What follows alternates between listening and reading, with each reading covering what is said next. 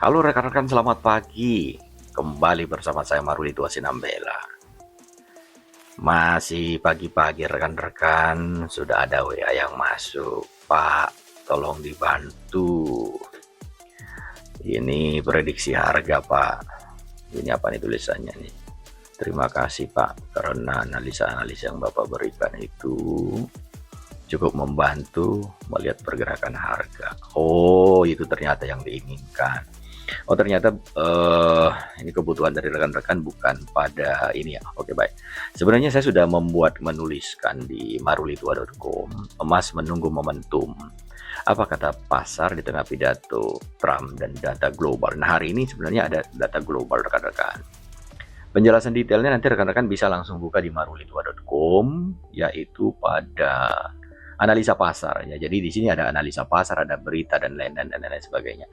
Dan di sini juga untuk detailnya rekan-rekan sudah saya buatkan juga tentang analisis grafik detailnya itu, di mana ada pivot point-nya. Jadi ada level pivot pentingnya, resisten 1 2 3, kemudian level supportnya juga. Nah, di sini juga ada informasi penjelasan tentang RSI dan MACD serta channel yang sedang bergerak.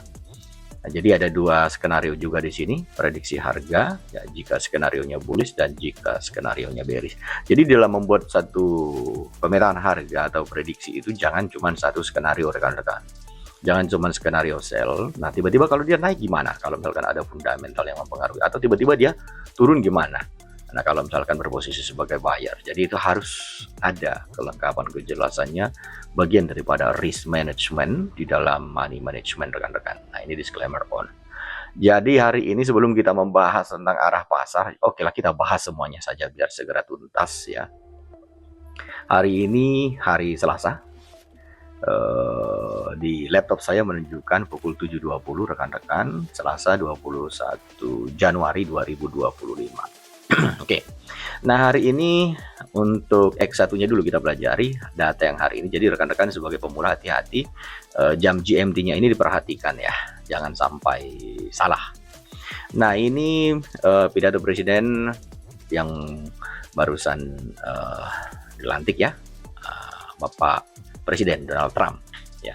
Nah, perhatikan ini bintang 2 yang untuk trading di New Zealand US dollar. Nah, ini tadi datanya sudah rilis. Nah, saya langsung ke bintang 2 rekan-rekan. Jadi hari ini ada pound sterling ya. Data pound sterling. Nah, di pound sterling sendiri ini ada optimis ya. Nah, di perubahan jumlah klaim. Nah, ini kalau kita perhatikan nih dari 0,3K 10K loh ini. Hati-hati rekan-rekan ya. Nah, kemudian nanti kita akan membahas secara teknikalnya langsung arah pasarnya bagaimana. Oke, rekan-rekan yang trading di Swiss franc, nah diperhatikan baik-baik juga. Kemudian di euro, karena ada kondisi kini JW Jerman, sama sentimen ekonomi JW Jerman. Oke, nah ini euro group, sentimen ekonominya juga ada. Oke, kemudian ini untuk Kanadian IHK. Baik, rekan-rekan kita akan ini dulu ya, atau mau kita langsung bahas saja yang direct sama indirectnya langsung. Jadi kalau kemarin kan kita berdasarkan dari, tapi yang cross enggak dulu ya, nanti kelamaan nanti membosankan rekan-rekan. Oke, langsung kita bahas dulu, karena kita sudah mengetahui fundamental yang akan terjadi pada hari ini. Oke, jadi selesai dulu ini ya rekan-rekan ya, ini untuk fundamentalnya. Oke, kita tutup, kita beralih ke grafik. Nah, di sini adalah grafik yang kita bisa lihat. Pertama langsung ke XAU US dollar terlebih dahulu. Nah, kalau berdasarkan saya punya grafik di sini, ini sebenarnya trennya masih tren naik ya rekan-rekan ya. Ini trennya masih tren naik. Oke. Tren naik ini kita lihat dari mana? Ya, kalau tren naik itu adalah di mana pergerakan harga itu dari majornya kita perhatikan ya, dia tetap bullish. Nah, tetapi kalau dari sini kita perhatikan ini kan minor, ini yang disebut sebagai minor ya rekan-rekan. Nah, kemudian adalah perlu diperhatikan posisi running harga itu berada di atas pivot di 2709 saat ini. Nah, artinya minor mengikuti major. Jika minor mengikuti major, nah itu artinya rekan-rekan potensinya cukup kuat. Nah, bagaimana cara pembuktiannya? Kemudian kita buktikan di mana RSI berada di level 53% rekan-rekan ya. Nah, ini 53%, dan juga MACD-nya sudah cross, tapi masih sedikit sekali ya di atas minus. Jadi sentimen positif, sentimen buy kuat di atas 0, sentimen sell ya di bawah 0. Nah, kalau untuk emas demikian. Jadi kalau misalkan rekan-rekan berposisi sebagai, kan tadi saya sudah jelaskan di di strategi jika terjadi bullish and bearish ya. Ini strategi dalam tradingnya rekan-rekan ya, tinggal baca ikuti nanti. Oke. Nah, sekarang kita hanya melihat arah pasar saja terlebih dahulu. Oke. Jadi cukup jelas ya rekan-rekannya kalau ini emas potensinya trennya naik. Untuk Australia dollar, US dollar, nah ini cantik sekali rekan-rekan. Nah, dia sangat konsisten dia ya, trennya minor mengikuti major. Ya, ini bisa tembus channel nih, bisa ke potensi lebih atas. Nah, juga kita bisa lihat, kita bisa buktikan bahwa dari RSI-nya juga berada di 69%, dan di sini juga di MACD-nya ini rekan-rekan ya, MACD-nya ini kalau kita memperhatikan ya, nah dia juga di atas 0 ya. Nah, ini memberikan indikasi. Oke. Australia dollar. Kemudian kita coba lihat di seperti yang kita janjikan tadi, kita akan membahas direct dan indirect ya. Nah, euro US dollar rekan-rekan. Nah, ini ya dia mengikuti channelnya, dia minor mengikuti major. Nah, ini sangat kuat ya. Dan juga kita bisa lihat dari RSI-nya juga. Ini RSI-nya ya rekan-rekan ya, RSI-nya juga. Oke, saya nggak usah garis-garis lagi dah, pakai kursor aja. Untuk US dollar Kanadian, nah ini rekan-rekan perhatikan di US dollar Kanadian. Nah, ini oke, dia kecenderungan sideways. Kenapa US dollar Kanadian mengalami kecenderungan sideways? Nah, ini kan ada datanya ini. Rekan-rekan kita perhatikan IHK ya, IHK. Nah, cuman kalau kita memperhatikan dari IHK-nya ini belum ada prediksinya, ini juga belum ada prediksinya. Nah, kalau yang ini minus. Ya, US dollar Kanadian ini minus nih rekan-rekan ya. Nah, artinya ini dominannya dia mengejar ke support. Nah, bagaimana cara pembuktiannya? Pembuktiannya sederhana saja. Posisi harga di bawah pivot dan semua indikatornya ini. Nah, ini tekanannya tekanan turun. Oke. Untuk US dollar Swiss franc, nah dia juga mengalami penguatan nih rekan-rekan ya. Tapi di sini tidak ada data untuk US dollar Swiss franc, nggak ada fundament. Ada yang ini tadi hampir terlupakan ya, CHF nih. Bintang 2. Cuman ini untuk rapat tahunan. Nah, kita nggak tahu apa yang akan dirapatkan, apa yang akan diucapkan ya. Belum sampai ilmu kita ke sana ya, karena kita menerima laporan saja dan mengelolanya secara statistik. Oke, nah, jadi rekan-rekan yang berposisi di sini berposisi sebagai buyer ini hati-hati saja, karena ini memang di bawah pivot dia tekanannya turun, dan juga kita bisa buktikan bahwa RSI-nya itu di 23%. Nah, kalau artinya 23% relative strength-nya dia udah nggak strength rekan-rekan, dia mengalami penurunan sama dengan MACD-nya juga kalau kita perhatikan di sini.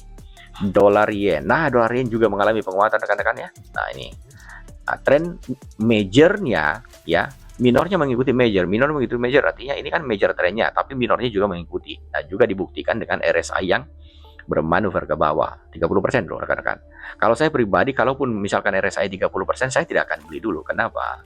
Karena dasar-dasar di dalam melakukan ini kan kita menggunakan strategi trading berdasarkan matematika, statistik.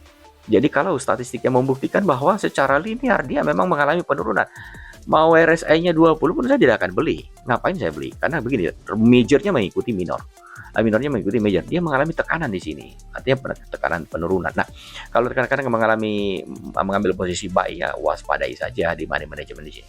Pokoknya di sini selalu kita buatkan money management ya. Kalau berposisi sebagai buyer, cut di sini, berposisi sebagai seller, cut di sini. Pound sterling US dollar rekan-rekan, nah ini pound, nah secara rekan-rekan bisa melihat bagaimana otomatis langsung ya mengejas dia. Nah, ini sama, minor mengikuti major, tekanan kekuatan naiknya ya. Nah, ini berpotensi kalau misalkan dalam posisi begini rekan-rekan juga RSI-nya sangat dibuktikan dia sangat bullish, dan juga di MACD-nya positif ya. Nah, ini bisa berpotensi naik. Tapi hari ini untuk untuk Inggris ini nggak ada data rekan-rekan. Ada data loh rekan-rekan nih, saya lupa lagi nih. Ini ada data nih rekan-rekan ini. Inggris. Iya benar. Oh ya, optimis ya di sini ya. Dari indeks rata-rata pendapatan 5.2, 5.6 ya. Nah, ini berarti benar. Oke. Nah, ini secara fakta ya rekan-rekan kita bisa melihat. Nah, korelasinya dengan grafik juga sama. Apalagi crude oil. Nah, crude oil rekan-rekan memang secara tren dia mengalami penurunan. Cuma perhatikan rekan-rekan posisi harga di bawah pivot nih saat ini 7632 ya.